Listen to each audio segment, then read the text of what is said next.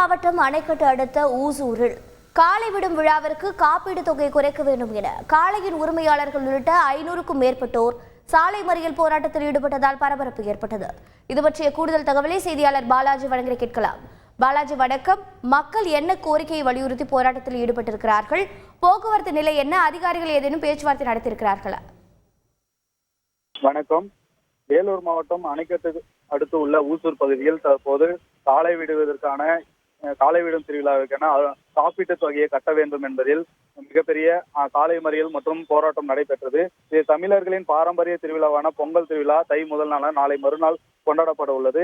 இந்த பொங்கல் நாளில் பாரம்பரிய விழாவாக பார்க்கப்படும் காளை விடும் திருவிழா, ஜல்லிக்கட்டு திருவிழா போன்றவை நடைபெறுவது வழக்கமாகவே நம்ம தமிழர்களின் பாரம்பரியமாகவே இருந்து வருகிறது.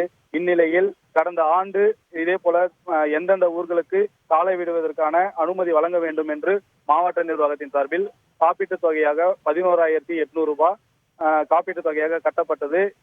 கடந்த ஆண்டு முடிந்த நிலை இந்த ஆண்டு 3,50,000 ரூபாய் மாவட்ட நிர்வாகம் சார்பில் காப்பீட்டு தொகையாக கட்டப்பட்டு இருப்பதாக காளையின் உரிமையாளர்களும் விழா நடத்தும் ஊரார்களும் தற்போது பேச்சுவார்த்தை நடத்தி வந்தன. இந்நிலையில் பேச்சுவார்த்தை மாவட்ட நிர்வாகத்தின் சார்பில் தோல்வி அடைந்ததால் ஆத்திரமடைந்த பொதுமக்கள் மற்றும் காளையின் உரிமையாளர்கள் ஊசூர் அடுத்துள்ள கொளத்துமேடு பகுதியில் 4 வழி சாலை சந்திப்பில் இன்று சாலை மறியலோட ஆர்ப்பாட்டத்தில் நடைபெற்றன. 4 மணி அளவில் நடைபெற்ற ஆர்ப்பாட்டம் 6 மணி வரை 6:45 வரை நடைபெற்றது. இந்த ஆர்ப்பாட்டத்தின் போது காளையின் உரிமையாளர்கள் தங்களது கோரிக்கைகளை வலியுறுத்தியும் கண்டன கோஷங்கள் எழுப்பியும் பாதையிலே கையில் ஏந்தியும் ஆர்ப்பாட்டத்தில் ஈடுபட்டன.